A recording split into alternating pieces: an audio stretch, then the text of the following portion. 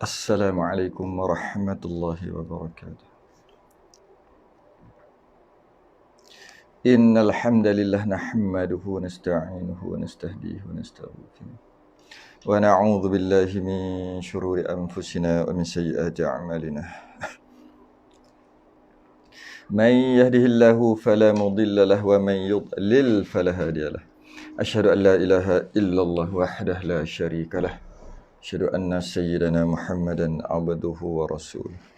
Allahumma salli wa sallim wa barik ala sayyidina Muhammadin al-Fatihi lima ughliq wal khatimi lima sabaq nasiril haqqi bil haqq wal hadi ila siratikal mustaqim.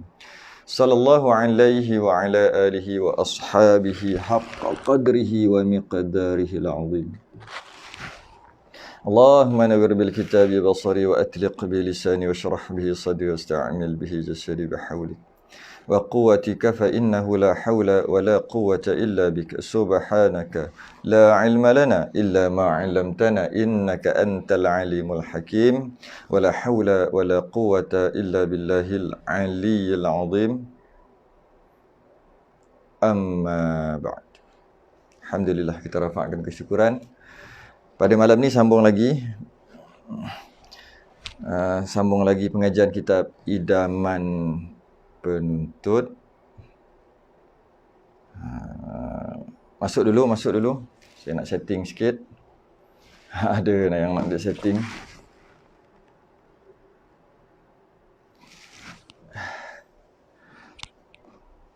Mana yang belum masuk tu masuk dulu. Kita berhenti pada muka surat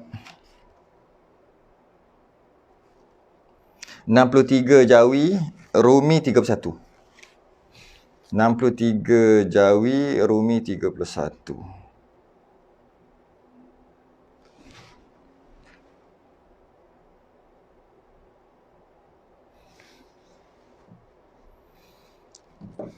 Rumi 31, kitab ni, Idaman Penuntut.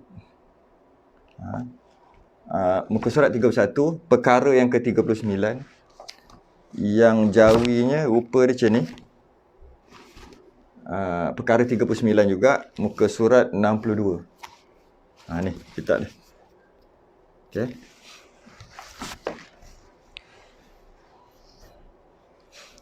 Ada orang tanya, dan saya pernah sebut sebelum ni, kenapa biasanya yang Rumi dengan yang Jawi, yang Rumi lagi tebal.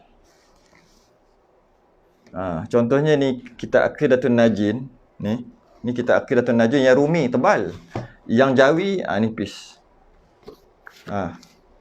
Beza tu. Malah yang Jawi ni halus-halus. Sebab tu dia jadi tebal bila jadi Rumi. Itu kebanyakan. Tapi satu je istimewa kitab kita Idaman Penuntut, satu je special dia, iaitu Rumi dengan Jawi tebal Jawi lagi. Rumi dengan Jawi tebal Jawi lagi. Satu-satunya kitab yang Jawi, yang ada Rumi Jawi lah. Version Jawi dengan Rumi lebih tebal Jawi berbanding dengan Rumi. Satu-satunya kitab yang ada. Special kitab Idaman Penuntut ni. Kenapa jadi gitu? Sebenarnya asal kitab Idaman Penuntut ni Jawi, dan dipelajari oleh orang-orang tua, orang-orang berumur 60, 50, 60, 70, suka mengaji kitab ni. Sebab dia tidak terlalu lama, tidak terlalu awal, terlalu moden tak, terlalu lama pun tidak. Macam dulu-dulu kan, tahun 60-an ataupun ke belakang lagi, tahun 1900-an, 1800 ujung-ujung 1800 kan, ataupun awal-awal 1900, mungkin sampai 1940, 1950, 1960. Itu jenis lama-lama tau, kitab Jawi lama. Yang ini tak, dia agak baru sikit. Jadi oleh kerana tu ramai orang-orang yang berumur suka mengaji kitab ni. Maka dia cetak Jawi tu besar-besar, sebab orang lama ni biasanya kena pakai spek, lepas tu gitu lah. Jadi maka dia buat besar-besar. Kemudian lama-lama orang pakat-pakat suka sampai tahun 1990 kot. Tak ingat bila yang dia rumikan. Bila dirumikan. Kemudian dirumikan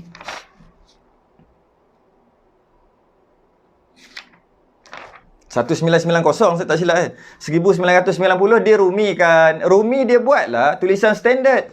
Tulisan standard. Times New Roman berapa? 10, 12 standard. Sedangkan yang ini 20 font dia. 20 font Jawi. Ini cuma 12, 10 atau 12. Macam 10 kecil sangat, 12 kot. Ataupun 14. 14 besar sangat, 12. Banyak tu sebab tu sebab itulah dia lebih tebal. Ataupun kalau tengok muka surat, kita mengajar hari ni muka surat 63 Jawi, Rumi baru muka surat 31. Satu-satunya kitab yang saya jumpa yang Rumi, yang ada Rumi dan Jawi, yang mana Rumi Jawi lebih tebal daripada Rumi. Special kitab kita. Allah. Baik, kita masuk hari ni, perbahasan hari ni sebenarnya agak panjang dan saya pernah bahas sekali perkara ni. Pernah bahas sekali di Kuantan juga rasanya, tapi mungkin secara ringkas. Maka hari ini dan mungkin tidak berkitab, tak silap saya, atas jemputan. Jadi hari ini kita berkitab pula. Hari ini kita berkitab, iaitu kita akan membincangkan berkaitan dengan, mari kita tengok, perkara yang tidak sama antara laki-laki dan perempuan. Yang tak sama. Beza di antara lelaki dan perempuan dalam sembahyang. Dalam sembahyang. Ada sedikit perbezaan. Kita berkitab pula. Sebelum ni saya dah bahas sekali. Saya tak ingat. Lama dah lah kot. Tahun lepas kot. Kali ni sekali lagi. Dan kita ada kitab kali ni. Buka muka surat 31-63. Qal mu'alif rahimahullah ta'ala. Kata pengarang, perkara yang tidak sama antara laki-laki dan perempuan dalam sembahyang. Yang ke-39. Dia punya perkara yang ke-39. Segala rukun, syarat-syarat dan lain-lain. Segala rukun, syarat-syarat dan lain-lain perkara dalam sembahyang kebanyakannya sama mengenai laki-laki dan perempuan, kecuali beberapa masalah yang tidak sama antara keduanya. Perempuan dengan lelaki, sembahyang perempuan dengan sembahyang lelaki. Jadi sembahyang perempuan dengan sembahyang lelaki secara umumnya sama. Saya kena berhenti sekejap di sini kerana kita sering mendengar ada suara-suara yang mengatakan sembahyang lelaki dan perempuan ni sama, Nabi tak pernah bezakan. Kita kena bahas tu dulu. Sebab dalam kitab kita sendiri sebut segala rukun, syarat-syarat dan lain-lain perkara dalam sembahyang kebanyakannya sama, lelaki, perempuan sama. Bukan lelaki sujud 3 kali, lelaki sujud 2 kali, perempuan sujud 3 kali. Tidak. Kebanyakannya sama. Tapi ada juga sikit yang tak sama. Kita akan bahas yang tu dulu sebelum kita masuk baris yang seterusnya. Pertama, solat 5 waktu adalah tuntutan syarak.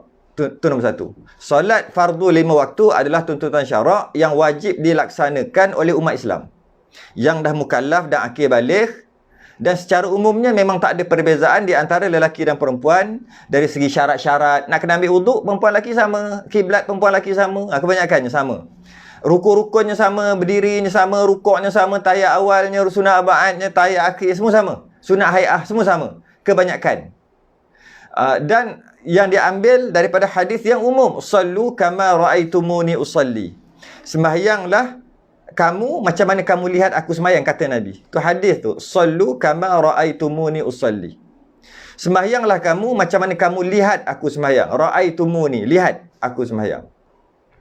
Dan biasa hadis ni yang digunakan sebagai hujah bahawasanya solat lelaki dan perempuan ni sama. Kerana Nabi sendiri tak mengkhususkan perempuan cara lain, lelaki cara lain. Nabi kata sembahyang macam mana kau tengok aku sembahyang. Bila kita tengok secara umum, sebenarnya ada beza. Tapi Nabi kata tak ada beza. Tak ada beza. Atau Nabi tidak membezakan. Bukan tak ada beza. Nabi tidak membezakan. Sembahyanglah kamu seperti mana kamu lihat. Ra'aitumuni. Kamu lihat aku sembahyang. Jadi, ulama mengistimbat, mengkaji mengeluarkan hukum daripada perkataan ra'aitumuni ataupun lihat, tengok. Dan akhirnya jadi pelik sebab siapa nak solat kena tengok Nabi solat. Sebab Nabi kata ra'aitumuni, ra'aitu dengan mata, tengok dengan mata. Sembahyanglah kamu macam ni kamu tengok aku sembahyang. Masalahnya tengok nak sembahyang. Siapa nak sembahyang kena tengok Nabi sembahyang. Peliklah hadis ni. Sebab kita macam mana nak tengok Nabi sembahyang? Malah zaman-zaman hari tu pun ada orang yang dah masuk Islam waktu tu, tapi dia cuma masuk Islam melalui sahabat. Dia tak masuk Islam melalui Nabi sendiri. Jadi macam ni dia orang sembahyang, dia orang tak pergi jumpa Nabi. Dan itu zaman Nabi. Zaman selepas-selepas pada tu Imam Syafi'i tak jumpa Nabi. Macam mana Imam Syafi'i nak sembahyang? Kita lagi lah tak jumpa Nabi. Macam mana kita nak tengok Nabi sembahyang? Jadi peliklah hadis ni. Sallu kama ra'aitumuni usalli. Kau sembahyang macam mana kau tengok aku sembahyang. Sebab kita tak boleh tengok. Bukan kita je. Ulama yang terdahulu pun tak boleh tengok Nabi sembahyang. Jadi maknanya ada maksud lain tu ra'aitumuni, tengok ni. Ada maksud lain. Maksud lain. Maka ulama istinbat kaji secara terperinci. Akhirnya maksud ra'aitumuni, maksud tengok tu adalah secara umum. Secara umum, siapa nak sembahyang macam mana Nabi sembahyang, macam mana kau tengok Nabi sembahyang, macam tu kau sembahyang. Secara umum. Jadi orang yang tak tengok Nabi sembahyang, adakah dia tak boleh sembahyang ataupun tak perlu sembahyang? Tidak. Ada pengecualian. Nas tu nas umum. Nas tu umum, iaitu kau sembahyang macam kau lihat aku sembahyang. Umum. Nas yang umum. Tapi murad ataupun kehendak tengok tu, maksud sebenar tengok tu adalah alim tumuni. Alim tumuni maksud ketahui, tahu. Sebab bila Nabi kata sembahyang macam mana kau tengok aku sembahyang. Jadi dia ada beberapa step. Yang pertama, pergi jumpa Nabi. Kemudian tengok Nabi. Tengok pakai mata. Lepas tengok pakai mata, dengar pakai telinga, masuk ke dalam kepala. Masuk dalam otak, pengetahuan. Bila masuk dalam kepala, faham. Tahu. Tengok dulu, baru tahu. Tahu. Dah tahu sembahyang mengikut yang tahu tadi. Oleh kerana kita tak boleh tengok Nabi, sebab Nabi dah wafat lama, maka kita sembahyang bukan tengok dengan cara tahu je. Tengok tak boleh dah. Jadi itu yang ulama mengatakan ra'aitumuni tu adalah alim tumuni, tahu. Kau sembahyang macam mana kau tahu aku sembahyang macam mana? Macam mana nak tahu? Sedangkan kita tak tahu. Orang ni semua mendakwa Nabi sembahyang macam ni, Nabi sembahyang macam ni, Nabi sembahyang macam ni. Macam mana kita nak tahu Nabi sembahyang? Maka kerana itulah Nabi ada sebut juga al-ulama'u warasatul anbiya. Ulama' ni pewaris Nabi, waris Nabi. Jadi tanyalah ulama'. Ulama' kata sekian gini. Maka kita tahulah Nabi sembahyang gini. Bila kita tahu, maka kita sembahyang. Kita sembahyang dalam keadaan kita sembahyang, kita tahu Nabi sembahyang macam mana. Kita tahu Nabi sembahyang macam mana. Jadi walaupun sembahyang macam mana, dah tahu Nabi sembahyang macam mana, tapi dia tetap ada pengecualian juga. Kita biasa dengar talabul ilmi faridatun ala kulli muslim. Menuntut ilmu itu wajib, faridah, wajib atas setiap Muslim. Soalannya, Muslimat? Termasuk. Walaupun tak sebut, tapi termasuk. Nak bagi tahu kadang-kadang hadis atau ayat Quran ni sebut macam tu, tapi maksud dia banyak lagi. Sebut tengok kau sembahyang macam kau tengok aku sembahyang. Maksudnya bukan tengok, tahu. Zaman sahabat, tengok. Zaman kita tahu cukup dah. Nak tengok macam mana? Tak boleh tengok. Nampak dia ada maksud lain, walaupun Nabi sebut lain.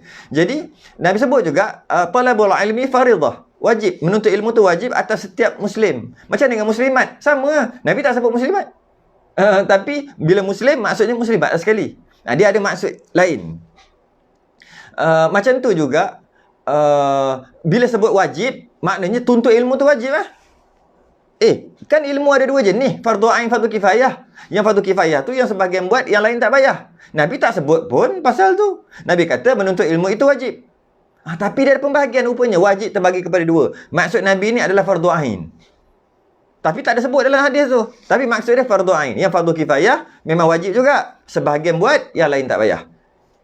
Walaupun dalam hadis tu tak disebut, tapi sebenarnya ada maksud. Sebab Nabi ni jawami'ul kalim. Cakap dia pendek-pendek tapi maksud dia luas. Tu style Nabi. Hebatnya mukjizat Nabi. Jadi kalau kita tengok, okey, kita tengok pula. Nabi kata talabul ilmi fardhatun ala kulli muslim. Menuntut ilmu tu wajib atas setiap orang Islam. Setiap muslim. Soalannya, budak belum baligh pun muslim. Adakah wajib menuntut ilmu? Tak. Oh, ada kecuali. Walaupun dia kata setiap kulli muslim, setiap muslim. Walaupun Nabi sebut setiap muslim kena menuntut ilmu, sebenarnya ada kecuali. Kecuali budak belum baligh. Tak wajib bagi dia menuntut ilmu sebab dia belum baligh, mati masuk syurga. Nabi tak sebut gitu dalam hadis tu. Tapi ada kecuali. Walaupun sebut kul semua, tapi ada kecuali. Ada kecuali. Macam mana dengan orang gila? Orang gila Islam. Mak bapak dia Islam, lahir-lahir tu anak tu gila. Macam mana? Wajib menuntut ilmu orang gila? Tak wajib. Oh, ada kecuali. Tapi Nabi tak sebut kecuali-kecuali. Nabi sebut kulli muslim. Setiap orang Islam. Setiap muslim. Maka setiap muslim wajib menuntut ilmu. Supaya ilmu pula fardu ain, fardu kifayah. Ada sebut. Nabi kata setiap muslim. Setiap. Walaupun Nabi sebut setiap, itu sekadar secara umum. Sebenarnya ada lagi kecuali. Kalau kecuali, ada kecuali, bukan setiap lah. Tapi secara umumnya boleh guna perkataan kul. Iaitu semua. Semua. Dalam kampung tu semua baik-baik. Kata Allah, kampung tu mana ni? Indra Mahkota 15. Ya Allah, tamat Indra Mahkota 15. Semua baik-baik. Kenapa saya bagi contoh Indra Mahkota 15? Sebab ni anjuran Masjid Salahuddin Al-Ayyubi. Indra Mahkota area 15 tu lah. Mahkota Permai lah apa kan, area situ kan. Baik-baik lah. Semua orang baik-baik. Semua baik-baik. Ada tak yang tak baik? Ada. Takkanlah semua satu taman tu 1000 semua baik. Mesti ada. Tapi sebab ramai, majoriti baik, 90%, 95% baik-baik, kita kata, oi semua baik-baik. IN 15 semua baik-baik.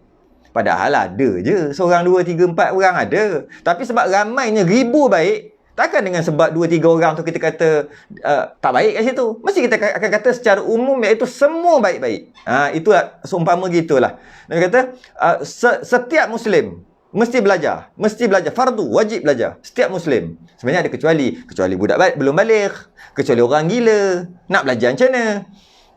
Sebab dah gila. Jadi kata semua. Semua tu secara umum. Macam biasa. Kullu man 'alaiha fan. Dalam itu ayat Quran. Wa yabqa wajhu rabbika dzul jalali wal ikram. Semua yang ada akan binasa. Wa yabqa wajhu rabbika dzul jalali wal ikram. Yang kekal hanya Allah. Semua akan binasa ketika kiamat. Sebenarnya ada kecuali juga. Ada tak yang tak binasa bila tiupan sangkakala yang pertama? Ada, banyak kali dah saya sebut. Syurga tak musnah bila tiupan sangkakala. Syurga tak musnah. Neraka tak musnah. Sebab dia dah ada neraka syurga sekarang. Tiupan sangkakala yang pertama tu akan kata semua akan hancur. Malah dalam Quran sebut kullu man 'alaiha fan. Setiap perkara akan hancur ketika tiupan sangkakala yang pertama. Rupanya ada juga. Bidadari tak hancur. Bidadari duduk dalam syurga tak hancur. Bidadari tak hancur lah juga. Wildan, Arash, Kursi, ada beberapa belas yang tak hancur. Sedangkan dalam Quran sebut kul, semua akan hancur ketika kiamat. Rupanya tak. Maknanya secara umum. Macam tu juga kullu muhdatsatin bid'ah wa kullu bid'atin dalalah wa kullu dalalatin finnar. Setiap yang baru itu bid'ah, setiap yang bid'ah itu sesat, setiap sesat masuk neraka. Semua tu Nabi sebut kul, semua. Ada pengecualian dia, ulama bahas lagi. Pengecualian. Semua tu, semua apa? Dalam masalah apa? Ada dalam masalah lugah, dalam masalah bahasa. Ada bid'ah dalam masalah bahasa. Bid'ah dari segi bahasa. Bid'ah dari segi syarak. Bid'ah dari segi akidah. Jadi ni bid'ah mana satu ni? Ini dalam masalah akidah. Setiap benda baru dalam akidah memang masuk neraka. Dalam akidah ada benda baru masuk neraka lah. Memang lah. Jadi tak sebut pasal akidah pasal apa. Tapi ulama' perincikan yang mana asal tak ada dalam nas asal. Ulama' perincikan dan diproses dengan diambil riwayat-riwayat nas-nas yang lain. Akhir sekali jadi hukum yang sempurna. Kembali balik kita kepada ra'aitumuni. Sallu kama ra'aitumuni usalli. Sembahyanglah macam mana kamu lihat aku sembahyang. Maksudnya adalah alimtumuni, bukan ra'aitumuni. Bukan tengok, maksudnya tahu. Walaupun Nabi kata tengok, kita kena faham tahu. Sebab kita memang tak boleh tengok Nabi sembahyang. Jadi, dan bila kita katalah, tahu Nabi sembahyang, tengok Nabi sembahyang dan tahu Nabi sembahyang. Ada perincian lagi ke? Masih lagi ada perincian. Iaitu, Nabi sembahyang pakai serban, pakai kepiah. Okey, kita sembahyang pakai serban, pakai kepiah ke? Boleh pakai serban, boleh tak pakai serban. Nabi sembahyang pakai serban, pakai kepiah. Kenapa kita tak pakai, kita pakai songkok? Kenapa kita tak pakai apa-apa? Boleh juga. Kata sembahyang macam mana ikut Nabi sembahyang. Maknanya, secara umum, kau sembahyang macam mana, kau tengok aku sembahyang. Jadi dari segi pakaian, boleh je pakai yang lain. Itu bahasa lain tu. Walaupun Nabi kata, sembahyang macam mana kau tengok aku sembahyang. Logiknya, Nabi sembahyang pakai jubah, semua kena pakai jubah. Baru sah. Tak. Saya nak beritahu, hadis yang biasa digunakan untuk kata lelaki dan perempuan ni tak ada beza. Sembahyang macam mana kau tengok aku sembahyang. Tak kira lelaki perempuan. Sebenarnya ada beza. Banyak contoh-contoh saya bagi tadi. Malah kalau kita tengok, Nabi sembahyang pakai kepiah, pakai serban. Habis orang perempuan pakai serban juga. Pakai kepiah juga. Orang perempuan tak payahlah. Nabi kata sembahyang macam mana kau tengok aku sembahyang. Nabi pakai serban. Pakai serban, pakai jubah. Tangan sampai sini. Nabi pakai. Jubah takkan sampai sini, sampai sini. Ni pakai. Ketinggian dia atas pada buku lali. Mana nampak buku lali, jubah Nabi. Kemudian pakai kepiah. Pakai serban. Perempuan pakai lagi tu. Letak atas buku lali. Perempuan lain. Lain macam mana? Nabi kata, sembahyang macam mana kau lihat aku sembahyang. Maknanya ada perincian. Jadi tak boleh guna nas yang mengatakan kau sembahyang macam mana kau lihat aku sembahyang. Sallu kama ra'aitumuni usalli. Kita tak boleh guna main ambil gitu je. Dengan maksud kita kena sembahyang macam mana Nabi sembahyang. Sebab Nabi tak kata beza lelaki perempuan. Nabi tak kata pun perbezaan. Jadi kena Nabi sembahyang macam mana? Macam itulah sembahyang perempuan dan lelaki, tidak ada bezanya. Tak boleh kata gitu. Sebab dari segi pakaian pun berbeza dah. Dari segi aurat pun dah berbeza dah. Kata sama, kata sembahyang macam Nabi sembahyang. Tidak. Nabi sebut lain tapi maksud perincian tu ada. Kenapa saya sebut perkara ni? Sebab banyak kita dengar bahawasanya lelaki dengan perempuan ni tak ada beza sembahyang. Sama aja sebab Nabi yang sama. Dan Nabi bagi tahu kita, sallu kama ra'aitumuni usalli, sembahyang macam mana kau lihat aku sembahyang, tanpa dibezakan lelaki dan perempuan. Maka lelaki dan perempuan sama je sembahyang. Maka hujah itu kita kata tidak, Nabi pakai jubah atas buku lali, orang perempuan tak boleh buat gitu. Nabi pakai serban, orang perempuan pelik pakai serban. Boleh pakai serban sembahyang tapi pelik. Nabi pakai kepiah, orang perempuan tak pakai kepiah lagi pelik. Maknanya walaupun Nabi kata tiru dia sembahyang, tapi sebenarnya ada yang tak sama. Tu je point dia. Jadi tak bolehlah guna hujah tu. Nabi kata kita ikutlah, tak boleh guna hujah tu. Jadi ada syarat-syarat yang diambil, yang diproses oleh ulama yang dah siap. Macam tu juga perbezaan solat dengan lelaki dengan perempuan ni, solat lelaki dengan perempuan ni, ada keadaan tertentu, ada beberapa perkara yang dikhususkan untuk perempuan. Ada khas untuk perempuan. Bak tepuk tangan dan sebagainya, tu nantilah kita masuk. Ada khas. Malah ada perbezaan tu disepakati oleh ulama dan ada yang khilaf. Ada ulama kata gini, ada khilaf. Ada yang sepakat, ada yang khilaf. Ada perkara-perkara perbezaan, sebagian ulama perbezaan tu ada yang wajib. Maksudnya wajib berbeza. Walaupun Nabi kata sembahyang macam mana kau lihat aku sembahyang, tetap juga wajib berbeza dengan Nabi. Macam mana tu? Bagi orang perempuan. Dalam masalah aurat, walaupun Nabi kata kau sembahyang macam mana aku sembahyang, tetap orang perempuan tak boleh tiru Nabi sembahyang. Dari segi aurat. Wajib. Ya, wajib. Nampak? Nabi kata tiru dia sembahyang, tapi orang perempuan wajib tak tiru Nabi sembahyang. Bukan semua. Satu je. Iaitu bab aurat tak boleh ikut Nabi. Walaupun Nabi kata ikut aku, tapi tak boleh ikut. Sebab apa? Ada hadis yang lain. Ada ayat yang lain, nas yang lain yang kita tak jumpa. Kita jumpa satu tu je lah, sembahyang macam mana kau tengok aku sembahyang. Tu je. Yang mengatakan ada satu yang tak boleh ikut Nabi. Tak boleh ikut dengan maksud wajib, tak boleh ikut Nabi sembahyang. Iaitu dari segi aurat. Dan kebanyakannya adalah sunat. Baik, cukup kat situ. Jadi mukaddimahnya, segala rukun dan syarat-syarat dan lain-lain perkara di dalam sembahyang kebanyakannya sama mengenai lelaki dan perempuan, sama. Kecuali beberapa masalah, ada beberapa masalah je yang tak sama antara keduanya lelaki perempuan tadi ada. Okey? Iaitu bagi lelaki, bagi orang laki-laki bagi orang laki-laki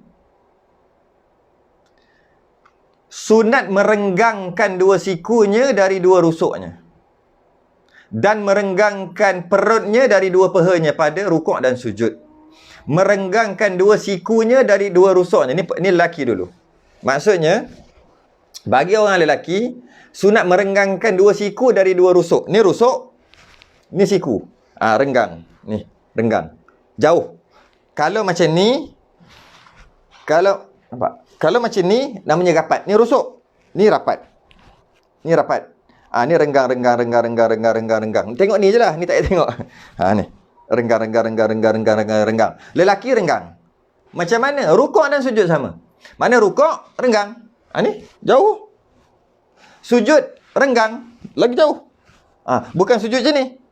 Bagi lelaki. Ini rapat. Ini rapat juga. Ni luas sikit. Tengok siku dengan rusuk. Ni rapat. Jarak. Tak lagi dah. Okey, rapat. Jarak. Okey, lelaki sejarak yang boleh. Tapi jangan sampai terjatuh, sampai lenguh-lenguh pula. Sejarak yang boleh. Rukuk dan sujud sama. Jadi rukuk macam tu kan, pegang kepala lutut, macam tu lah. Sejarak. Macam mana nak buat? Sejarak yang boleh lah, agak-agak lah. Jarak yang boleh. Masa rukuk tu, perhati terus, bukan time semayang lah, time sekarang ni. Rukuk dan perhati siku dengan rusuk, cuba kita jauhkan sejauh yang boleh. Yang masih lagi tak menyakitkan lah. Boleh. Okey, itulah yang terbaik bagi lelaki. Ini sunat ya, ini bukan wajib. Buat rapat pun janji rukuk. Sah. Ini yang sunat. Macam tu juga sujud. Ketika kita sujud letak tangan gitu, sama juga. Perhati siku dengan rusuk. Jauh ke tak? Kalau macam ni, tak jauh sangat. Kalau macam ni, dekat sangat. Kalau macam ni, okey sikit. Boleh jauh lagi tak? Boleh lagi tak? Buatlah sejauh mungkin. Sejauh mungkin.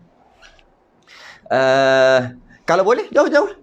Jadi kalau berjemaah satu ketika dahulu, ketika kita boleh berjemaah rapat-rapat dulu sampai dah lupa macam mana solat jemaah rapat-rapat, waktu tu walaupun dia tu lelaki, kepak habis-habisan, tapi kena tengok juga orang sebelah. Sebab bimbang takut siku dia masuk dalam kena muka orang sebelah. Ambil kau. Kena muka orang sebelah. Dah menyakiti orang sebelah, kau haram pula. Mengganggu orang sebelah sembahyang. Jadi jika rapat, kecilkan sikit. Masih lagi mengganggu orang sebelah, kecilkan sikit. Rapat pun tak apalah. Sebab nak jaga orang sebelah lebih besar tuntutan daripada jauhkan siku dengan rusuk ni. Siku dengan rusuk sunat. Jaga orang sebelah wajib. Jaga supaya dia tak sakit, supaya dia sembahyang dengan selesa, tak ganggu dia, tu wajib.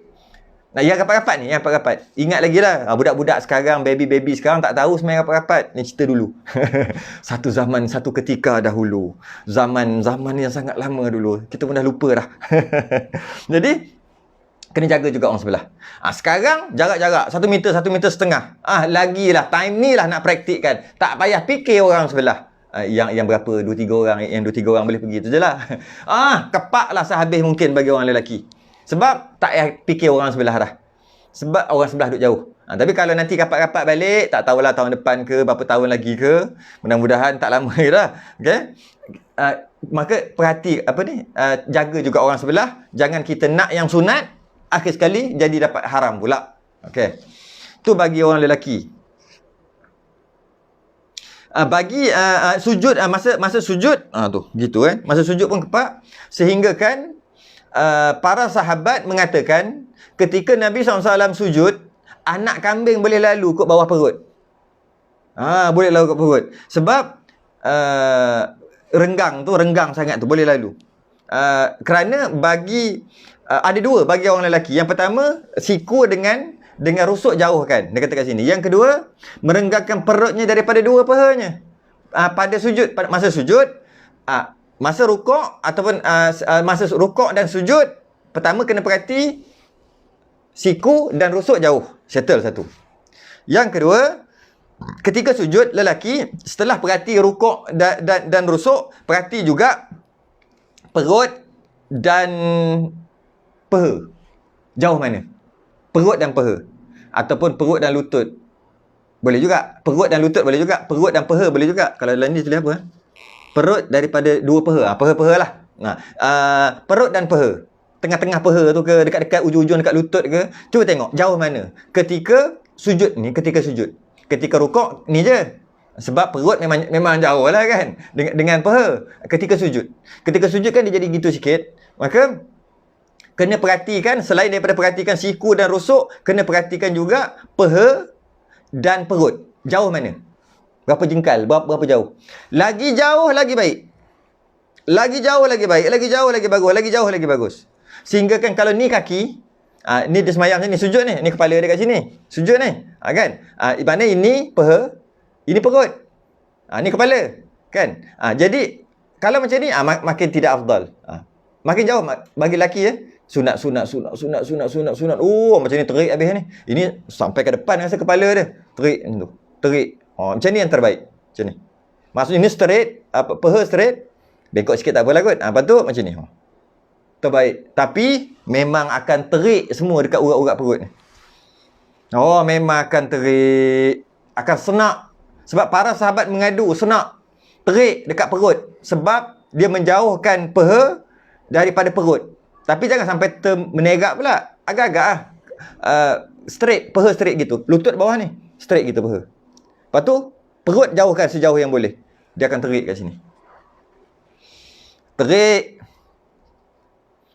Lebih-lebih lagi kalau orang boroi. Lagilah. Dia sujud tu, memang paha melekat dengan perut. Paha melekat dengan perut. Tak boleh nak jaga. Sebab apa? Sebab dia maju ke hadapan. Terlalu maju ke hadapan. Terus rapat. Jadi biarlah dia jarak sikit. Biar dia jarak sikit. Senak kalau tekan juga orang boroi. Senak. Okey, habis bagi orang lelaki.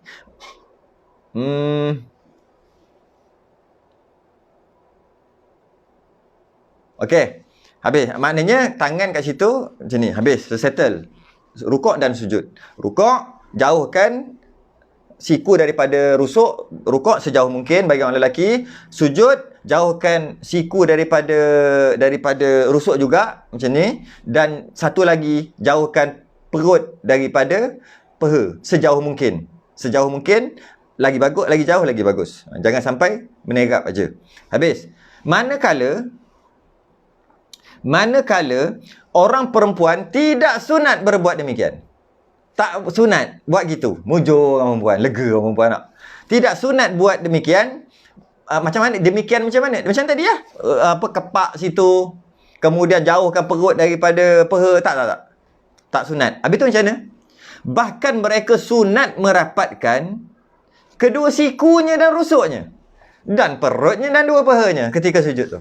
Jadi maksudnya, Imam Syafi'i rahimahullah ta'ala mengatakan, sunat bagi perempuan, dia merapatkan sebahagian anggotanya, iaitu yang tadi tu, siku dengan rusuk, paha dengan perut.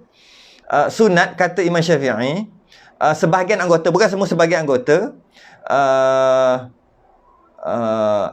ketika rukuk dan ketika sujud, malah ketika duduk sama juga.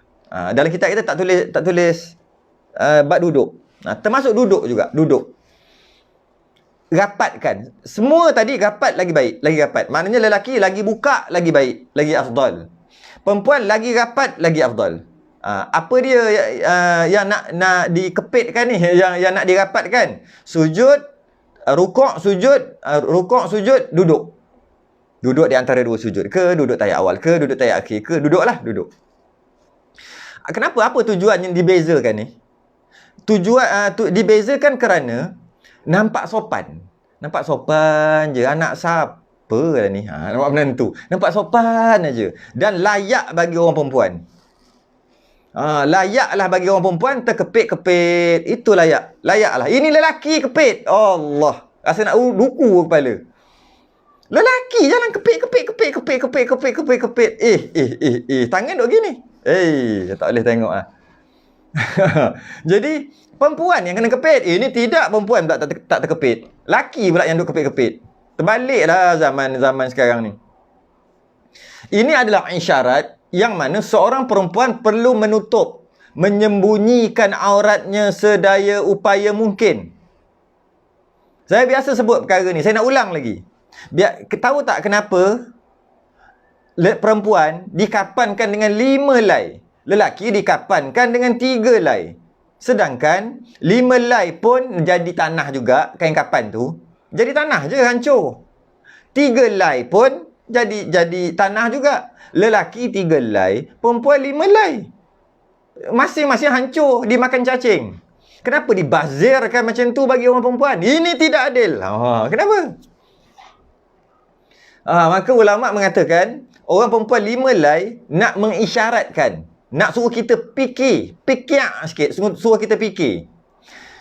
Kalaulah ketika mati, bila bungkus, bila kapan, akan nampak bentuk juga sikit-sikit, tangan duduk sini nampak bentuk-bentuk sikit. Bila dengan selai. Maka bagi orang lelaki 3 helai. Walaupun 3 helai masih lagi nampak bentuk sikit-sikit. Nampak bentuk. Siku nampak, lutut nampak bentuk sikit-sikit. Jadi orang perempuan disuruh 5 helai nak memberi faham pada kita bahawasanya aurat perempuan hendaklah dijaga bersungguh-sungguh. Aurat perempuan sehingga mati 5 helai supaya tak nampak. Biar nampak bungkus macam tu je. Jangan nampak sikit pun bentuk. Macam ni, jangan nampak sikit. Biar nampak macam bungkus. Bungkus sungguh-sungguh. Lelaki nampak sikit-sikit tu okey lah. Nak beritahu perempuan ni kena jaga. Kalaulah ketika mati pun kena jaga sampai kena bungkus sampai 5 helai, sedangkan mati, lepas tu hancur. Kain kapan tu? Kalaulah hidup pun 5 helai kena bungkus. Kalau mati pun 5 helai kena bungkus. Tak nak bagi nampak bentuk. Kalau hidup sepatutnya 15 helai kena bungkus. Jadi maksudnya kenapa tu? Nak tutup aurat dia, nak sembunyikan aurat, bentuk-bentuk tubuh tu nak sembunyikan sesembunyi yang mungkin, sebanyak yang mungkin. Kerana itulah disuruh perempuan ni untuk tutup, untuk kepit. Samalah. Bila kepit, lagi kepit, tutup, bungkus, kepit, lagi tak nampak, lagi tersorok aurat-auratnya. Sebagai menjaga maruah. Jadi dalam sembahyang pun dahlah kena tutup. Lebih tutup pada orang lelaki. Orang lelaki tak tutup macam tu. Pakai kain, pusat sampai lutut dah sah. Dia kena tutup kelubung habis. Dah kena tutup kelubung habis. Sembahyang pula kepit-kepit. Tutup lagi aurat di dalam aurat. Tutup lagi. Kenapa ni? Nak jaga maruah. Itu dalam sembahyang tu. Kalau dalam sembahyang pun kena bungkus dan kena kepit, macam mana kalau luar sembahyang? Fenomena yang berlaku sekarang, mutaakhir ini, orang perempuan tak ada. Luar sembahyang tak ada kepit-kepit, tak tahulah dalam sembahyang macam mana. Sepatutnya dalam sembahyang kena kepit, kena bungkus. Luar sembahyang lagilah kena kepit, lagilah kena bungkus. Sebab dalam sembahyang je pun kena. Ini tidak. Apa yang berlaku, kumpul ramai-ramai, pasang muzik, terkinja-kinja, menari, lompat, gelak, kangkang sana, kangkang sini, atas nama kesihatan. Branding, ubah nama, dibrandkan. Saya sebut ni nampak uduh, lompat, gelik, kangkang sana, kangkang sini, bunyi uduh. Nak bunyi senang, setan dia pandai. Dia akan branding kan, brand baru, tukar pembalut. Aiskrim tak sedap pun, tukar pembalut, color, jadi sedap lah. Tukar pembungkusan. Jadi tukar brand. Daripada lompat, gelek, kangkang dan sebagainya, tukar senaman, senam aerobik. Mantap Pak Abu. Aerobik, apa dia panggil, zumba, apa? Macam-macam saya nak sebut tak kerti jadi nama terbaik. Kerana apa? Kesihatan, untuk kesihatan. Branding je. Tapi tetap juga melompat-lompat, menggelek-gelek. Sedangkan kena tutup. Ni cerita di luar ni. Yang buat tengah padang tu, yang masuk TV tu. Yang buat kat dalam rumah suka hati lah nak buat macam mana pun. Saya tak cerita yang dalam rumah. Jadi sunat bagi orang perempuan merapatkan sunat bagi orang perempuan, merapatkan, mendempekkan perut dengan peha ketika sujud. Ketika rukuk, siku dengan rusuk kena rapat. Nak kepit, tutup lagi. Aurat-aurat ada tutup lagi. Kan dah tutup dengan kain, tutup dalam kain tu pun tutup juga. Tutup lagi. Cuma masa sujud tu rapatkan perut dengan peha, siku dengan rusuk. Cuma jangan letak pula siku atas tu nak rapat sangat sampai duduk atas atas lantai macam anjing tu. Jangan sampai gitu pula. Angkatlah juga. Cuma angkat agak-agak lah. Buka-buka sikit okey. Dia punya tu. Sikit. Tapi serapat yang boleh lah. Jangan dikepakkan.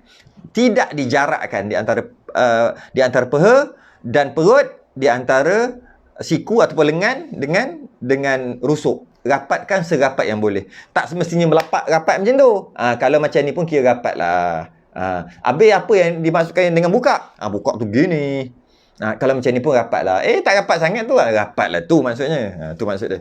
Kalau rapat terus pun boleh. Tapi masa sujud, jangan siku duduk atas lantai pula. Sebab nak rapatkan sangat. Sebab macam anjing pula jadi. Jadi maka perbezaan di antara lelaki ketika sujud, perbezaan dengan lelaki, perempuan dengan lelaki adalah ketika sujud, dahi dan lutut agak jauh lah berbanding dengan perempuan. Dahi dia duduk jauh lah sebab dia dah macam tu. Perut dengan peha duduk jauh kan. Jadi automatik lah dahi ni duduk jauh ke depan lagi. Berapa? 1 hasta, 3 hasta 3 hasta ke depan lah. Ni sebab dia dah jarak kan. Jarak. Perempuan dekat dah kecil je. Kalau sejadah tu perempuan mungkin separuh lebih sikit je. Separuh sejadah lebih sikit. Tu je perempuan punya sujud. Dia punya kadar dia. Lelaki sujud sampai ke bulu-bulu tu bulu-bulu sejadah sampai ke atas tu sujud. Sebab nak jarakkan perut dengan peha. Cuma saya ulang balik, jangan paksa-paksa pula. Agak-agak. Kalau sakit, para sahabat pun sakit perut. Bukan sakit perut cirit-berit, bukan. Sakit perut terik. Terik perut sebab duk jauh tu. Tak ada masalah. Biarlah sakit sekejap. Malah mungkin boleh jadi senaman kot. Six pack nanti. Lepas mayang macam tu, selang setahun, buka-buka, berapa kotak ada? Tengok berapa kotak. Tak ada kotak pun, kalau straight macam tu pun, lukislah ada 6 kotak. Jadi six pack pula. Jadi, habis.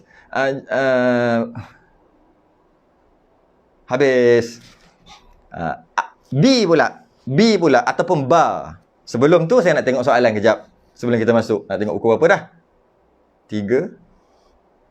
8, 30 lebih.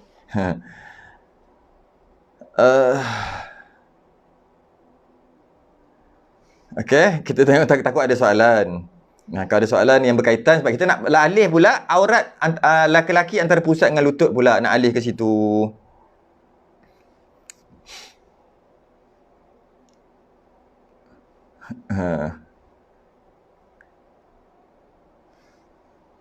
Baik, soalan tak ada sangat hari ni, simple-simple je. Studio ni kat mana lokasinya Ustaz? Studio ni dekat je, dekat rumah. Saya buat sikit-sikit.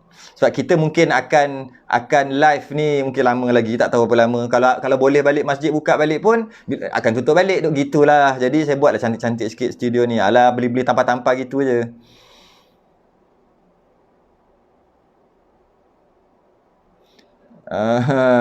Di rumah je ni, kat rumah je. Tak ada soalan. Banyak Assalamualaikum, Alhamdulillah. Pak Wah pun ada, Mazidi pun dah ada, Barashid pun dah ada, isteri Barashid pun dah ada. Baik, ada makna tu. Ya. Ustaz rindu Kuantan ke tu? Mana tak rindu Kuantan, Masya Allah. Cikgu Badariah. Dia punya makanan, Masya Allah, ini macam lah. Tempat lain pun sedap. Bukan tak sedap, tapi kat situ semua sedap. Allah. Itu tak kira orang-orang lagi. Orang-orang dia macam-macam ada. Macam-macam ada. Tak tahulah ada peluang ke pergi balik. Tu Ismadi antara orang-orang Kuantan lah ni semua ni. Orang PSJ ni. PSJ baik-baik kat ustaz. Dok Acik IM je. PSJ.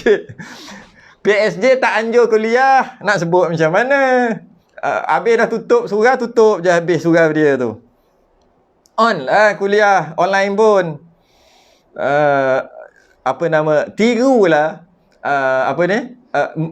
Masjid Salahuddin.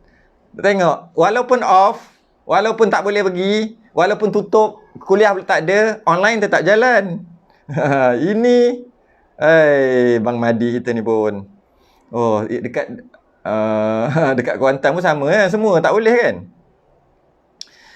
Tak ada soalan lah. Oh, hari ni sebab hari ni agak ringan sikit kot. Baik, kita sambung lagi. 8 lagi. Awak tahu Abang Singa biasa tengok lah tu. Biasa tengok lah tu. Dah tahu 8 lagi tu. Sujud macam anjing tidur tu makruh. Ya, makruh. Semayang sah. Zainuddin Mat semayang sah. Tapi makruh. Laki perempuan sama makruh. Sebab menyerupai anjing. Mak Ngah kata orang faham baik-baik. Ya, orang faham baik-baik. Jepuk ustaz, Masya Allah. Nizam Parjo, jangan sebut jepuk lah. Tahu-tahu saya sampai kat tempat jepuk tu nanti kan. Ada kedai sedap lah jepuk dia. Mantap. Okey, cukup. Saya nak sambung lagi. Dah rugi masa. Yang B. Yang ni kot. Last. Tengok buku apa? Sini sempat lagi. B. B ataupun bar. Beza di antara lelaki dan perempuan. Aurat lelaki antara pusat dan lutut, dan aurat perempuan seluruh badannya kecuali muka dan 2 tapak tangannya luar dan dalam. Okey. Sebelum kita bahas dulu, kita nak bincang dulu berkaitan dengan kecuali dua tapak tangannya luar dan dalam. Setengah kitab zahir dan batin. Apa maksud dia? Kita ambil tapak tangan dulu. Kita syarah tapak tangan dulu. Jadi dia kata kat sini, aurat bagi perempuan seluruh badan kecuali dua tapak tangan. Kecuali ni dia panggil tapak tangan kat sini sampai sini. Bagi orang perempuan boleh dedah, dia bukan aurat. 2 tapak tangan. 2 tangan. Dan dia kata luar dan dalam, setengah kitab zahir dan batin. Apa maksud luar dan dalam? Maksud luar dalam ni dalam, ni luar. Jadi aurat perempuan seluruh badan kecuali muka dan ni sini semua. Jangan kita tutup sini pula. Macam mana nak tutup belah sini? Sebab dia kata tapak tangan, ni tapak tangan. Tidak, tapak tangan luar dan dalam. Sehingga pergelangan tangan. Jika sembahyang, perempuan sembahyang, angkat tangan kat Sami Allah Hamida, dia jatuh. Dia tak ada kancing, dia jatuh. Kalau dia tak tutup cepat-cepat, batal. Batal sembahyang dia. Sebab dia sampai pergelangan aja. Baik, mari kita tengok. Aurat laki-laki antara pusat dan lutut. Dan aurat perempuan seluruh badannya kecuali muka dan 2 tapak tangannya, 2 tapak tangannya perempuan tadi luar dan dalam, zahir dan batin. Jadi wajib tutup aurat ketika solat. Bermaksud aurat dia lelaki perempuan sama ni tak dapat lihat aurat dari pihak atas dan keliling, bukan dari pihak bawah. Tu yang pertama. Jadi bila kata tutup aurat, dari mana? Kalau nak tengok tak nampak aurat tu dari mana? Okey, dia pakai baju. Laki perempuan samalah pakai tutup aurat masing-masing. Laki buat cara laki, perempuan cara perempuan. Sekarang ni dia dah tutup aurat dia. Adakah sah sembahyang dia? Jika tak nampak dari atas, kalau naik ke atas tengok, tak nampak aurat, tengok kat tepi ni, ikut sisi, ni orang tengok kat ni. Tengok kat ni, tak nampak aurat. Naik atas dia, tengok ke atas, tak nampak aurat. Okey, maka sah sembahyang dia. Ikut bawah tak kira. Bawah tak kira. Kalau tengok ke bawah memang nampak aurat, tak kira. Yang dia daripada atas. Jadi bagi lelaki yang leher baju luas, boleh batal. Boleh batal bila luas leher baju nampak aurat. Tama-tama dia tak pakai apa-apa kat dalam ataupun pakai bawah pusat, pakai kain baju bawah pusat, maka nampak aurat kat sini. Sebab leher dia luar, tak kancing. Maka batal sembahyang dia. Walaupun nampak ikut tepi, tak okey, nampak ikut tepi tu okey, dengan maksud aurat dia tutup lah. Bagi lelaki lah, perempuan memang tutup kan. Daripada macam ni habislah, perempuan tak apalah daripada atas. Lelaki ni daripada atas tengok kot ni okey. Tengok kot atas boleh nampak jika dia punya ni luas dan dia tak kancing. Boleh nampak.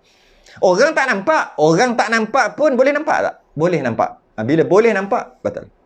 Oh, dah azan dah, nak kena berhenti dah. Jadi daripada pihak atas dan pihak keliling, daripada arah atas dan arah keliling. Jadi kalau kaki seluar luas, kain lagilah luas, lubang kat bawah. Kalau hintai kat bawah memang nampaknya underwear, memang nampak. Tetap juga sah, kerana yang kata nak tutup aurat bila tengok kat tepi dan tengok kat atas. Tengok kat perimeter dia kan, ikut tepi, arah tepi ataupun atas. Tak nampak aurat lelaki, sah. Tengok ke bawah, nampak, tak ada masalah. Sebab dia hanya ikut atas dan ikut tepi aja. Dan kadang-kadang dia sembahyang dekat tempat yang tinggi, rumah tinggi ke, tempat tinggi ke, balasah tinggi ke, surau yang tinggi sikit, ada papan betul lubang-lubang, tengok intai, budak-budak intai ikut bawah. Tengok nampak, tak batal. Walaupun nampak aurat. Sebab ikut atas dan ikut tepi sahaja. Dan kalau kadang-kadang kalau pakai kain bagi lelaki, termasuk pakai jubah, pakailah seluar kain kat dalam tu, kata dia pakai kat dalam. Kalau pakai seluar kat dalam, settle lah seluar dalam jubah. Ini mungkin pakai kain. Bila ketika sujud, tengok kat tepi, nampak kepala lutut tu ataupun hujung peha tu. Nampak peha sikit. Maknanya lelaki peha sampai pusat. Sah ke sembahyang dia? Sah. Walaupun nampak kat tepi. Tadi kata ikut tepi tak boleh nampak. Sebenarnya lubang tu di bawah. Bila sujud, macam mana nak sujud? Terpaksalah lubang tu jadi tepi. Asalnya lubang tu di bawah. Maka tak ada masalah. Bila lubang tu jadi kat tepi kerana sujud, maka dia dimaafkan. Nampak kat tepi pun tetap juga sah sembahyang, dimaafkan. Dimaafkan. Sebab nak sujud, nak tak nak kena bengkokkan lutut. Kalau tidak nak sujud macam mana? Maka dimaafkan walaupun nampak ikut tepi. Kerana asalnya daripada bawah lubang tadi. Jadi hati-hati dari segi yang kena hati-hati inilah bagi orang lelaki. Kancinglah kalau nak sembahyang, kancing. Ataupun kalau tak nak kancing pun dah leher luas sangat, besar sangat, pakailah kain kat dalam, seluar kat dalam. Dan jangan pakai seluar tu bawah pusat, pakai atas pusat seluar tu, tarik sampai atas pusat. Walaupun nampak ke atas tapi pusat juga tetap terjaga, tertutup, maka sah sembahyang. Ataupun kain naikkan ke atas pusat. Masalah kalau boroi ya. Letak atas pusat turun sendiri kat bawah, kat bawah. Itulah masalah lah. Jadi kena jagalah kesihatan sikit. Boroi-boroi ni tak cantik lah orang Islam boroi ni. Sikit-sikit tu biasalah. Biasalah. Makan lebih boroi lah. Ini yang maksud boroi sungguh tu. Macam kalau kita tengok ini berapa bulan ni. Aku rasa ni adalah dalam 6 bulan, 7 bulan ni. Kalau lebih-lebih kalau 9 bulan. Lebih-lebih lagi kalau tunggu masa nak melahirkan. Itu lagilah masalah. Laki gitu macam ni. Payah nampak letih tengok. Jadi banyak masalah-masalah yang masalah-masalah ibadah yang akan terkait jika boroi macam tadi. Antaranya nak sujud tak boleh nak jarak perut dengan peha. Sebab boroi sangat. Tak boleh jarak. Yang kedua, nak mandi wajib terpaksa selak tarik perut perang sebab kat bawah tu ni perut dia boroi perut. Bila perut macam tu, kat bawah ni ada kulit yang berkepit macam tu, kepit gitu. Jadi kalau mandi wajib gitu tak usah. Dia kena apa? Dia kena selak ni bawah perut dia tu kena selak. Tarik atas. Gitu. Kalau tak selak dia akan berkepit. Bila kepit macam tu, macam penyakit apa? Elephantiasis tu lah. Yang kulit jadi gitu tu. Tapi ada sebenarnya. Tapi kalau mandi gitu tak kena air kat dalam. Biasa kat atas tu kalau tak basuh tak lap, dia akan ada macam daki dalam tu. Bau pun power. Jadi kalau perut boroi, masalah. Bawah tu nak mandi wajib payah. Setiap kali nak mandi kena selak. Selak apa? Selak perut. Itulah masalahnya. Jadi kalau yang boroi tu terpaksa pakai tali pinggang, naikkan ke atas lah, jangan bagi dia jatuh ke bawah. Sebab takut ni luas sangat, kena ataskan. Ataupun senang kancing lah sini, kancing. Nabi SAW pernah bagi sahabat duri. Bila tengok sahabat sembahyang, leher ni luas, tak kancing, tak ada butang. Tak ada butang untuk kancing. Nabi pun bagi, ambil duri. Macam tu. Nabi letak duri. Nak bagi tutup kat sini. Itu orang lelaki. Orang perempuan, biasalah, muka dan 2 tapak tangan je boleh dedah. Tapi Alhamdulillah, kita ada kain telekung orang Melayu. Jadi selesailah kat situ. Memang tutup semua.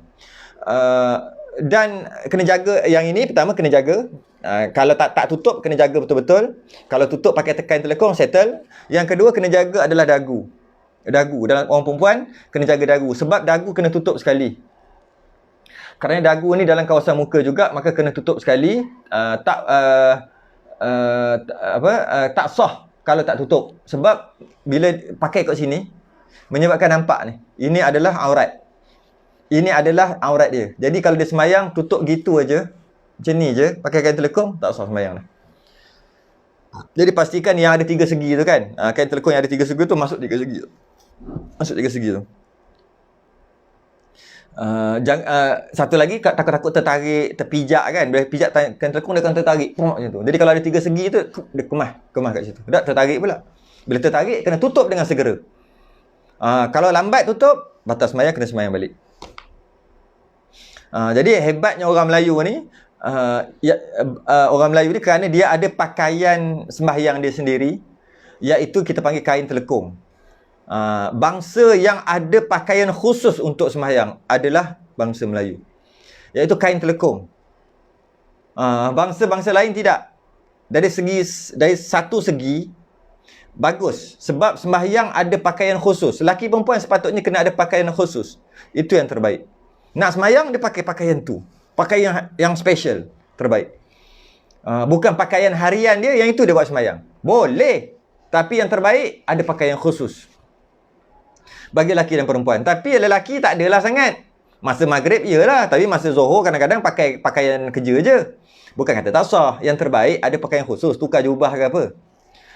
Tapi bagi orang perempuan memang settle. Dia akan pakai kain telekung, tak kira sembahyang apa pun. Maka bagus, satu segi bagus bagi orang perempuan kerana dia ada pakaian khusus, iaitu kain telekung warna putih untuk sembahyang. Untuk sah sebenarnya tak perlu pakaian khusus. Sebenarnya pakaian seharian tu pun sah. Pakaian yang duk pakai pergi kerja apa pun sah nak sembahyang. Sebab bangsa-bangsa lain dia pakai keluar pakai pakaian tu, keluar rumah pakai pakaian tu, sembahyang pun pakai pakaian tu. Macam tu je. Dari satu segi bagus, sebab ada pakaian khusus.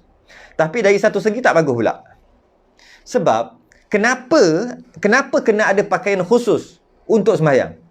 Sebab kalau dia pakai pakaian yang dia buat keluar rumah, pakaian yang untuk dia keluar, pergi pejabat keluar, sembahyang tak sah. Sebab apa? Tak cukup syarat. Dia tak tutup aurat dengan sempurna. Mungkin dagu nampak. Mungkin baju tak ada kancing menyebabkan jatuh. Mungkin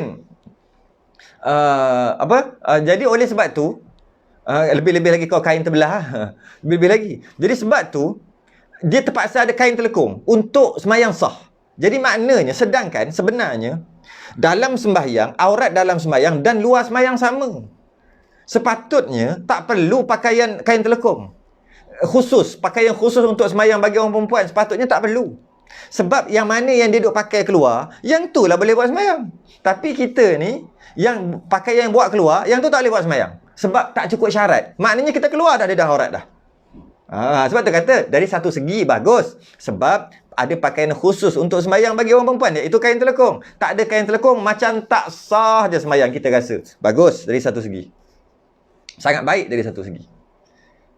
Tapi daripada satu segi yang lain, menyebabkan dia bermudah-mudah dalam aurat dia yang bukan nak sembahyang ni. Pakaian yang nak keluar, pergi kerja, pergi mana-mana ni, pergi keluar rumah ni, dia tak berapa jaga sangat dari segi aurat, kerana dia kata nak sembahyang nanti boleh pakai kain telekung.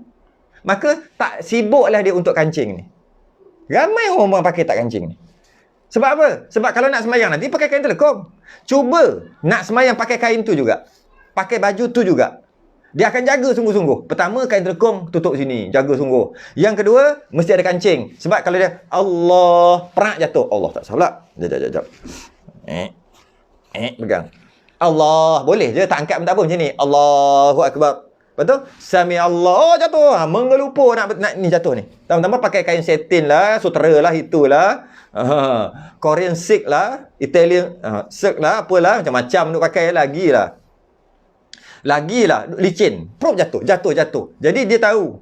Aku nak keluar jadi nak sembahyang pakai pakaian ni. Jadi dia akan buat baju untuk dia keluar yang lulus untuk sembahyang.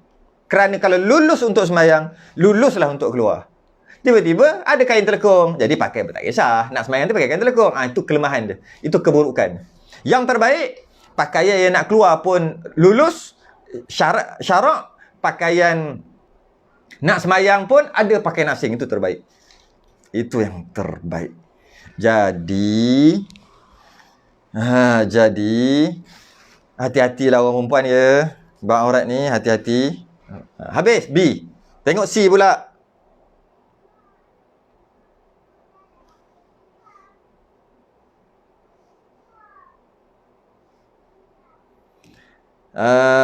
Okey, dah pukul 9.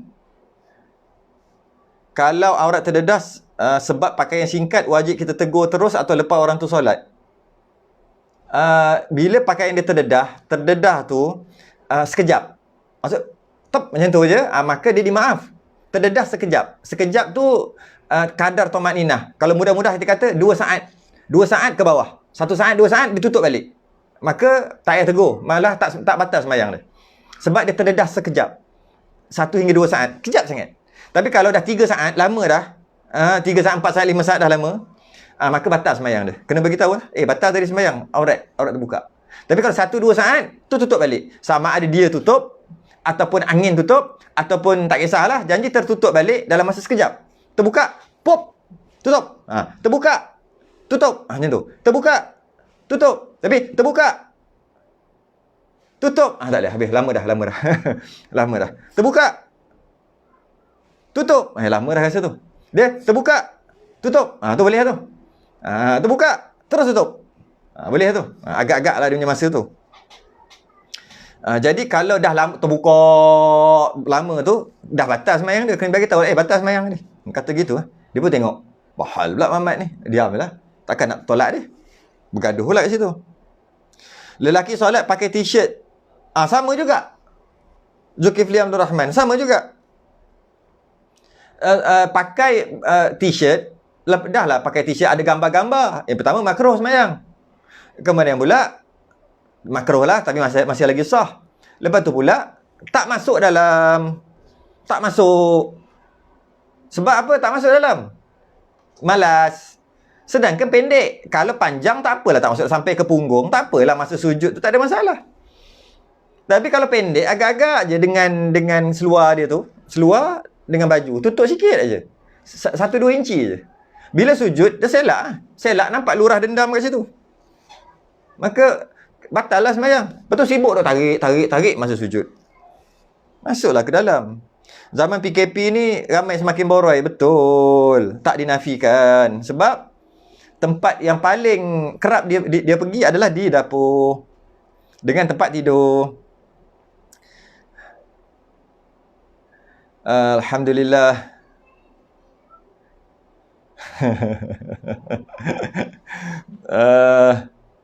Perut boroi kurangkan teh tarik, buang gula, ya ke? Ustaz, kalau perempuan yang pakaiannya memang dah longgar dan labuh, boleh terus solat ke tanpa perlu pakai telekong? Ya. Macam itulah Azrin. Yang mana keluar tu labuh, yang mana sembahyang tu sah, itulah sepatutnya keluar. Dia tak ada beza. Nak sembahyang ni kena pakai elok-elok. Habis nak keluar lebih kurang. Tak. Pakai elok-elok macam mana nak sembahyang. Maksud elok-elok tu dari segi aurat, tutup semua masa nak sembahyang. Jaga semua macam aurat ketika nak sembahyang. Macam itulah yang sama. Sebiji jaga ketika nak keluar rumah. Sama. Sebiji. Kita pelik. Kita nak keluar rumah, tak apa, lebih kurang. Aurat, apa? Nak sembahyang, tak boleh. Kena jaga. Loh. aurat ketika sembahyang dan ketika keluar rumah sama. Sama. Kalau jarang tu tengok juga jauh ke dekat apa ni, jarang sebab cahaya. Jarang sebab cahaya tak ada masalah. Dimaafkanlah, tak ada masalah. Walaupun nampak dalam. Tapi kalau tak ada cahaya pun jarang, itu memang tak boleh lah. Kira nampak aurat. Dagu perempuan aurat ni dagu ni. Sebab dagu semua ni. Yang ni lah, sebab tu yang tutup sikit tu, Baik, kita tengok soalan sebab dah habis dah ni.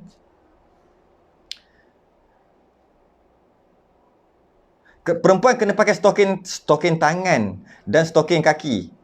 Kena tu sunat. Stokin tangan dan stokin kaki tu sunat sebab di tangan dia sini. Kalau sini dia tak panggil tak panggil ni dah. Sini wajib. Kalau dia pakai stokin tangan tu yang tutup tu, tu sunat. Tu sunat. Yang penting ke bawah ni baru wajib. Di atas ni sunat. Tak pakai pun tak apa, stokin tangan tu. Tapi kalau pakai sunat sebab tak wajib tutup pun sini. Tapi dia tutup juga, terbaik. Dia panggil stokin tangan lah. Untuk selamat, berjaga-jaga, pakai stokin terbaik lah tu. Tu lagi terbaik. Kan cakap, lagi bungkus lagi baik.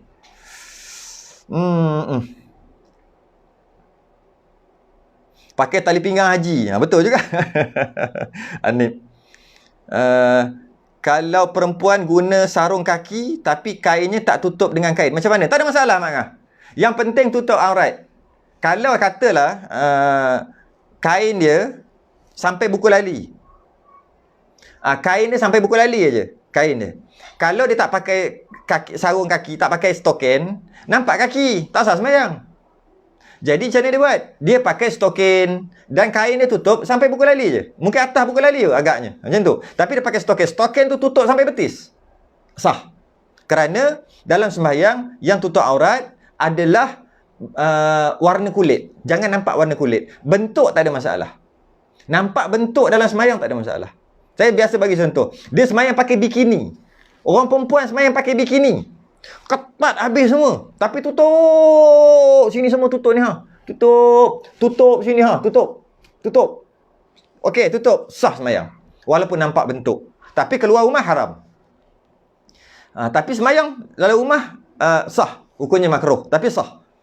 Sebab dalam sembahyang bukan wajib tutup bentuk. Hanya wajib tutup warna kulit. Dalam sembahyang, tutup aurat dengan maksud hanya wajib tutup warna kulit sahaja. Bentuk tak wajib. Bentuk sunat. Tutup bentuk adalah sunat. Di luar rumah, tutup warna kulit wajib, tutup bentuk pun wajib. Tu beza. Dalam sembahyang, tutup warna kulit wajib, tutup bentuk tak wajib. Dalam sembahyang. Sunat.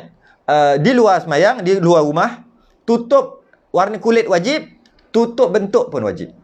Jadi dalam sembahyang, dia sembahyang tak ternampak buku lali tutup sebab singkat. Jadi dia pun pakai stokin, tak ada masalah nampak bentuk kaki, bentuk buku lali, tak ada masalah. Bukan pakai stokin, pakai bikini lah. Bikini pun sah juga. Makruh tapi sah. Nak bagi tahu sah tu je nak bagi tahu. Walaupun tak tutup dengan kain.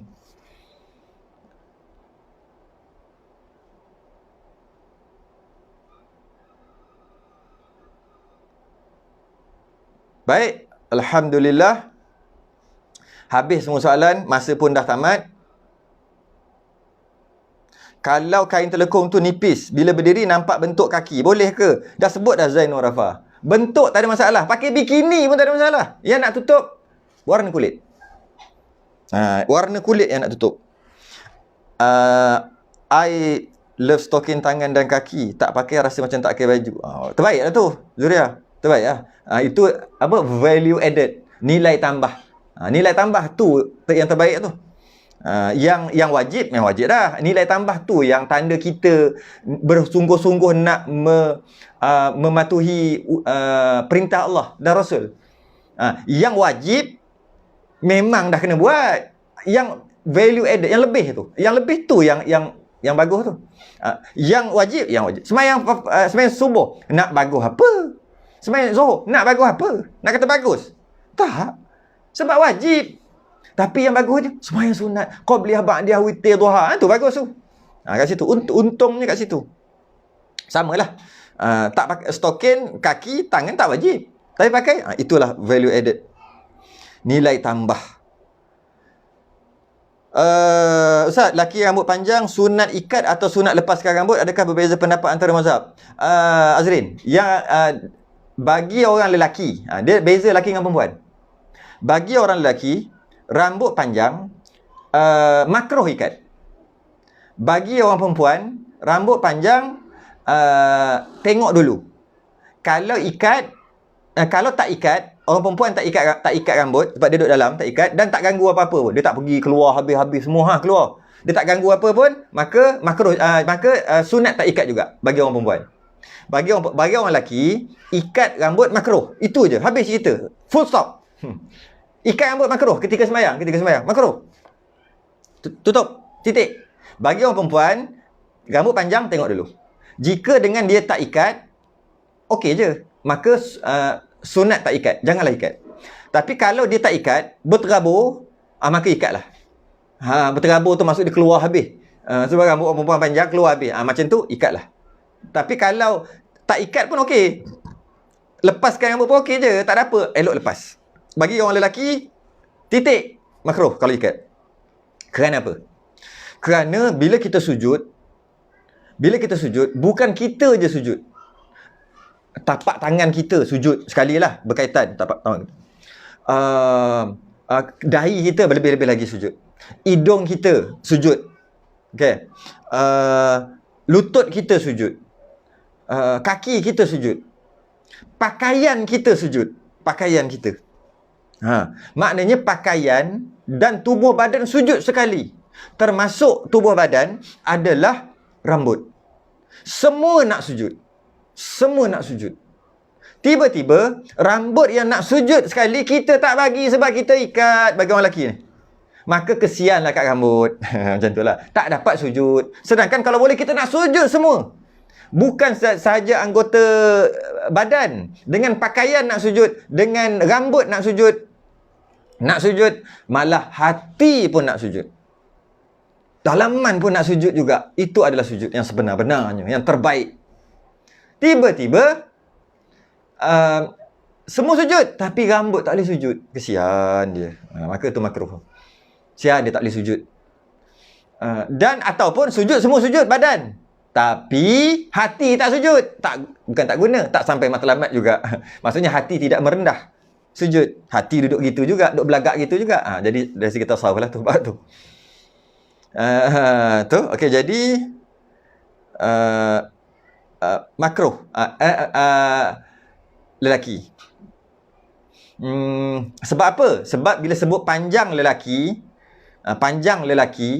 dia sekadar panjang. Ikut Nabi ada tiga jenis rambut Nabi. Pertama cuping telinga ni, ke atas ni cuping telinga yang ramai orang buat, cuping telinga.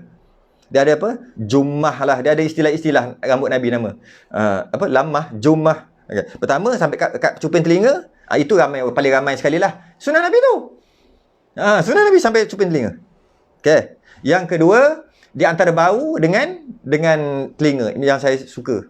Suka di antara cuping telinga dan bahu. Saya suka situ je. Okay. Dan satu lagi, apa ada istilah satu lagi, saya tak ingat, jummah, lamah, ada macam tu. Dia di bawah bahu. Maksudnya lepas bahu. Lepas bahu. 3. Jadi dalam keadaan panjang macam tadi, ketika sembahyang, Nabi kadang-kadang panjang, kadang-kadang dekat leher ni, dekat bawah cuping telinga atas bahu. Kadang-kadang tu. Jadi ketika Nabi sembahyang dalam keadaan panjang sikit tu, sebab taklah panjang sampai ke punggung kan, sampai ke bahu ni, lebih turun ke bahu, lebih pada bahu sikit. Jadi tak mengganggu pun nak sujud. Dia takkan jadi, sebab pakai kepiah kan. Sebab antara syarat nak rambut panjang, dia mesti tak nampak macam betina. Tak nampak macam perempuan. Jangan tengok ke belakang, huyo, wit, pergi depan, ambil jambang, tak boleh, haram. Kalau rambut panjang macam tu. Jadi dia kena nampak lelaki. Panjang lelaki lain. Dia punya panjang lelaki tu lain, boleh nampak. Jadi antaranya jangan panjang sangat sampai ke pinggang. Kan? Jadi setakat panjang gitu-gitu, dia takkan ganggu ketika sujud. Malah pakai kepiah. Kalau sebaiknya pakai kepiah. Sebab dengan pakai kepiah, mana ada orang perempuan pakai kepiah lah rambutnya. Jadi kalau tengok kat belakang, tengok kat depan memang muka ganas lah. Muka ganas, tengok kat belakang Jangan orang salah tegur dah lah. Orang nak tackle. Jadi oleh kerana tak terlalu panjang biasa-biasa. Jadi kalau pakai kepiah pula tu, memang takkan ganggu rambut tu untuk sujud sekali. Maka kerana tu makruh mutlak. Makruh secara mutlak. Bagi lelaki. Cukuplah. Saya dah banyak dah masa ni. Cukup dulu. Alamak, kalau ikat janggut masa solat, ikat janggut samalah. Dia tak boleh turun sujud juga. Sama je. Itulah dia. Azrin, saya lupa. Azrin yang tolong ingatkan. Wafrah, limah, jummah. Tu saya sebut ada jugalah betul dua kan. Dua betul. Wafrah yang lupa. Itulah rambut-rambut Nabi. Ni rambut Nabi ni, bukan fashion aja ni. Rambut Nabi ni, jenis wafrah, limah dan jummah. Cuping ke atas, cuping hingga ke bau, lebih pada bau. Tu tiga tu. Okey, cukup. Wallahu alam. Terima kasih kepada yang berusaha. Kita berhenti, tanda dulu, kita berhenti dekat C ataupun ta. Masih lagi muka surat 63. C ataupun ta, insya-Allah bila-bila nanti kita idaman penuntut. Terima kasih kepada yang sangat berusaha Abang Zaidi kita pada Masjid Salahuddin Al-Ayyubi. Saya selalu sebut ada beberapa masjid yang tak putus-putus dari segi pengajian. Ada 2-3 je yang saya ni lah, ada 3 antara yang tak putus. Sepatutnya kita apabila masjid tak boleh majlis ilmu, AJK dan pegawai dan tu, dia kena buat sesuatu untuk jangan bagi majlis ilmu tu terpadam terus. Kalau tak boleh buat offline depan-depan, buat online.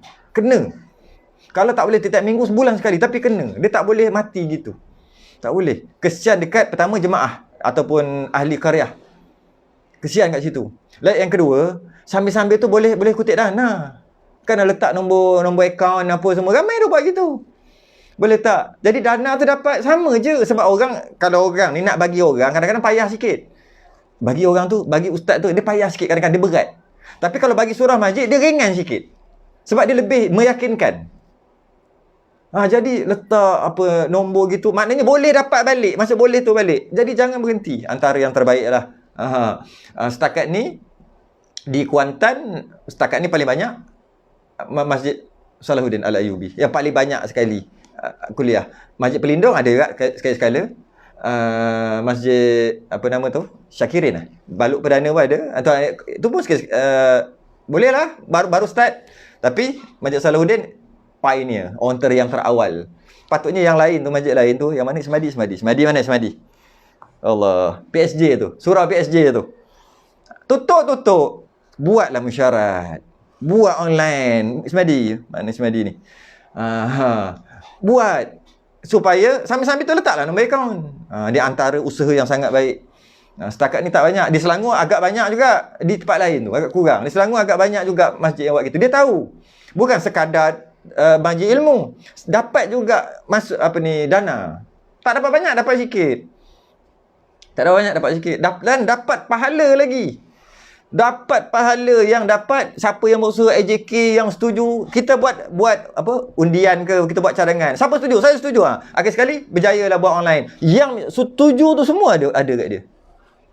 Ada saham masing-masing. Habis tu sekarang ni kita nak ambil pahala kat mana dah? Masjid tak lagi. Masjid ilmu tak boleh lagi. Jadi kalau tak dapat buat semua, jangan tinggal semua. La yutraku kulluh. Tak dapat buat semua, jangan tinggal semua. Jadi maka syabas pada masjid yang tak putus asa, tak kalah dengan COVID. Di Kuantan saya tahu 3 aje.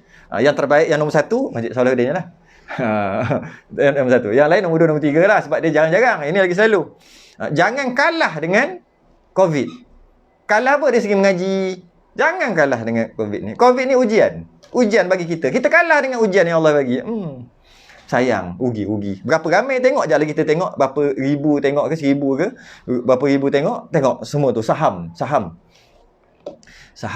Wa ta'awanu 'alal birri wat taqwa wa la ta'awanu 'alal itsmi wal 'udwan. Berbantu-bantu kita dalam perkara-perkara takwa dan jangan kita berbantu-bantu dalam perkara-perkara dosa dan maksiat. Wallahu a'lam. Kita tangguh dulu. Kita sudahi dengan tasbih kafarah dan suratul subhanakallah wa hamdik asyhadu an la ilaha illa anta astaghfiruka wa atubu ilaik. Bismillahirrahmanirrahim. Ya. InsyaAllah. Ya. Sebab itulah Maznah Aisyah Sulia. Sebab tu saya tak berkira dengan masa. Kuliah saya semua lebih sejam. Masjid suruh 45 minit je. Saya sampai sejam setengah. 2 jam, 3 jam. Sebab tak berkira. Sebab kita sama-sama. Jadi cukup dulu. Saya ada satu kelas lagi. Sekejap lagi ni. 9:30. Kita sudah dengan tasbih kafarah. Assalamualaikum warahmatullahi wabarakatuh.